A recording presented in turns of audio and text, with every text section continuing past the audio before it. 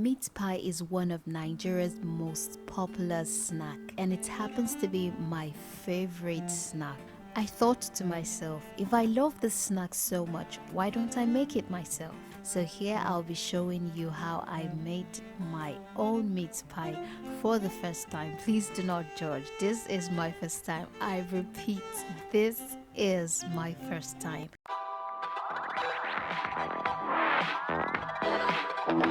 So I decided to mince my beef by myself with my food processor. This is quite very easy. This is how it turned out. So you can as well get minced meat from the supermarket if you do not want to go through this process, okay? You want to saute your well chopped onion, and when it is translucent, turn in your minced meat. Try to cut it into smaller pieces with your spoon.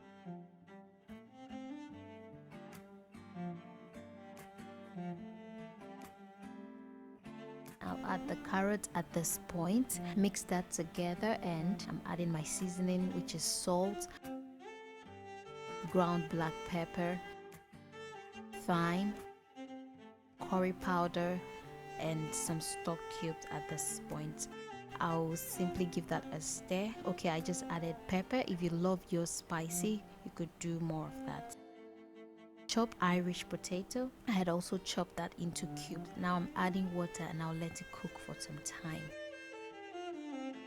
It is done at this point, and I had mixed corn flour with water. This is to thicken the filling. This is actually the filling I'm doing right now. Now set it aside to cool. Now I'm ready to make my dough. You want to add sugar, baking powder, and a little bit of salt. You can do any kind of sugar you have. I had brown sugar, so that's why I used brown sugar.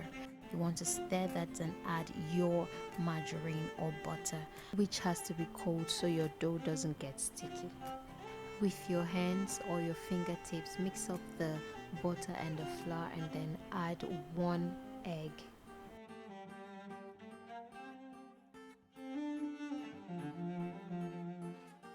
Add a little chill water to make your dough come together, just a little bit, not too much, okay?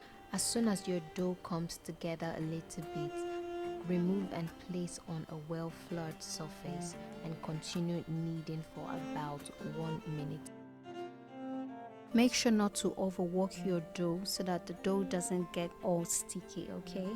And then mold it into a round shape, or you could probably flatten your dough and let it rest for about 30 to 1 hour in the fridge. This helps relax the gluten, making it easy to roll out the dough when it's out from the fridge. It helps to maintain that flaky crust we all look forward to having in our pie.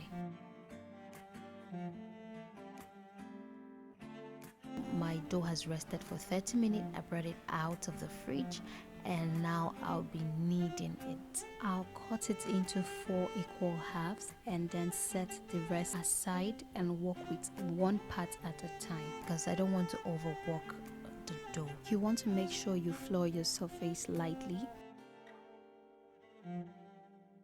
So I'm basically rolling it out. You want to make sure your dough is light enough but not too light so it doesn't tear open when it's baking. And then using my cutter to cut this, you could use any round plate or anything you have, a round object you have to get that. So this was the first trial and it didn't turn out so well. You'd see that it didn't turn out so well because the dough obviously is supposed to be bigger than the pie cutter you get. So this did not turn out well.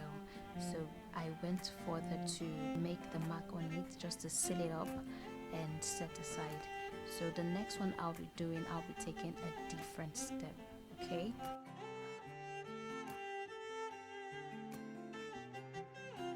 Again, I'll cut out a round shape and then scoop a portion of the filling and put in the middle, almost close to the side. I'm using water to seal up the edges. This is to make it stick together, and then I'll cover it, press against it with my hand to seal it up using a fork to make that meat pie design, okay?